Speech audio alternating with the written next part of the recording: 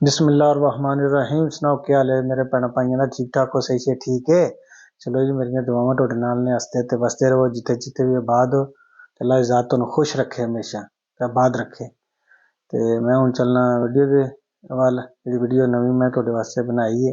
इस वीडियो दे विच मैं चीज़ां कोई तुहानू दस्सांगा कि अक्सर जिहड़े साडे जी गलतियां करदे ने, मिस्टेकां करदे ने, लेकिन वो आई गई गल कर छड्डदे ने, लेकिन ਉਹਦਾ बाद विच फिर नुकसान बंदे नू जाना भरना पैंदा है। तो बेहतर होंदा कि पहले एहतियात करो। मसलन अगर तुहाडी गड्डी दी इंश्योरेंस जवाबदेह नहीं होंदी, जिहड़ियां तुसीं गलतियां करदे हो वो किहड़ी चीज़ ते नहीं होंदी है भी, या वो रिस्पोंडरे नहीं करदी है भी, ठीक है। एक ते चीज़ है कि गड्डी दी जदों है ना पासिंग खत्म होई रिविजन है, तो तुसीं अगर जा रहे हो तो तुहाडा कोई एक्सीडेंट हो जाता तो इंश्योरेंस कोई शै पे नहीं करती, ना तुहाडी वजह नाल किसी नूं नुकसान होवे या तुहाडे नाल कोई जी बैठे ने उन्हां वाधा घाटा हो जाए तो जवाबदेह नहीं होंदी है। इन्हां चीज़ां दा साडे बंदे नूं अक्सरियत पता नहीं होंदा। कई बंदे नाल इस तरह भी होया कि हफ्ता हफ्ता, दो हफ्ते, महीना दो महीने हो जांदे ने, वो चीज़ खत्म होई हुंदी है ते तकदे नहीं है भी कढ के गड्डी च लबरे तो क्या तक ही लिए कि कदूआ दी जिहड़ी ना रिविजन खत्म होई है। तो लेकिन अल्लाह ज़ात उन्होंने बचाई रखती है तो निकल जाते हैं। तो कई दफ़ा जो रोड से चढ़ते तो कुछ भी हो सकता है, ठीक है। तो दूसरी चीज़ है कि अगर ये तो अलावा जो ड्राइविंग लाइसेंस खत्म होए है, सबूत होए है, तो फिर भी इंश्योरेंस रिस्पोंडरे जवाबदेह नहीं होंगी। तुहाडे कोल कोई भी रोड का एक्सीडेंट या कोई वजह हो जाती है, ठीक है। तीसरी चीज़ है कि अगर कोई बंदा नशे च होंदा है तो वो मसलन ਉਹਦੇ ਕੋਲ भी वाधा घाटा हो जाए तो इंश्योरेंस जवाबदेह नहीं होंदी। वो वेखते तुहाडी गलती किन्नी, ठीक है। तो उस तो इलावा कि गड्डी अगर 5 सीटर ਉਹਦੇ 'ਚ ਤੁਸੀਂ ਬਹਾਲ ਲੈਂਦੇ ਹੋ 6 ਬੰਦੇ, 6ਵਾਂ ਬੰਦਾ ਬਹਾਲ ਲੈਂਦੇ ਹੋ।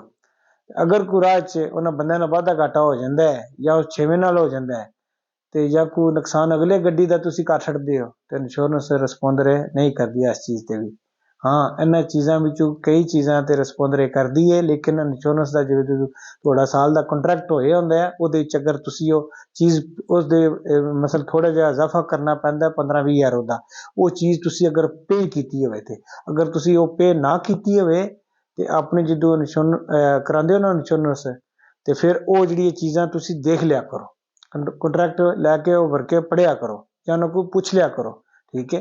ਤੇ ਉਹ ਜਿਹੜਾ ਤੁਸੀਂ ਮਸਲਨ ਲੈ ਕੇ ਸਿੱਧਾ ਘਰ ਆ ਜਾਂਦੇ ਨਾ, ਮੈਂ ਕਰਾ ਲਈਏ, ਠੀਕ ਹੈ।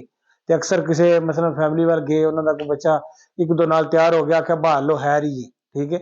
ਲੇਕਿਨ ਉਹ ਬਾਅਦ ਵਿੱਚ ਜਿਹੜਾ ਅਗਲਾ ਨਹੀਂ ਜਵਾਬਦਾਰ ਉਹਦਾ, ਤੁਸੀਂ ਜਵਾਬਦਾਰ ਹੋਣਾ, ਠੀਕ ਹੈ। ਤੁਸੀਂ ਕਿਸੇ ਨੂੰ ਮਾਰਦੇ ਹੋ ਜਾਂ ਤੁਹਾਡੀ ਗੱਡੀ ਵੱਜਦੀ ਹੈ ਤੇ ਉਹ ਜਿਹੜੇ ਨੇ ਉਹ ਮਿਲੀਅਨ ਯੂਰੋ ਜਾਂ ਲੱਖਾਂ ਯੂਰੋ, ਹਜ਼ਾਰਾਂ ਯੂਰੋ ਕਿੱਥੋਂ ਦੇਣੇ ਨੇ ਤੁਸੀਂ, ਠੀਕ ਹੈ। ਇਹਨਾਂ ਚੀਜ਼ਾਂ ਦੀ ਇਹਤਿਆਤ ਕਰਿਆ ਕਰੋ। ਉਸ ਤੋਂ ਬਾਅਦ ਐਸੇ ਮੈਂ ਕਈ ਬੰਦੇ ਦੇਖੇ ਨੇ ਜਿਹਨਾਂ ਦਾ ਡਰਾਈਵਿੰਗ ਲਾਇਸੈਂਸ ਜਿਹੜਾ ਇਹ 6-6 ਮਹੀਨੇ ਹੋ ਗਏ ਨੇ ਖਤਮ ਹੋ ਜਾਂਦਾ ਤੇ ਜੇਬ ਵਿੱਚ ਪਾ ਕੇ ਤੋਂ ਮਸਲ ਚਲਾਈ ਰੱਖਦੇ ਨੇ।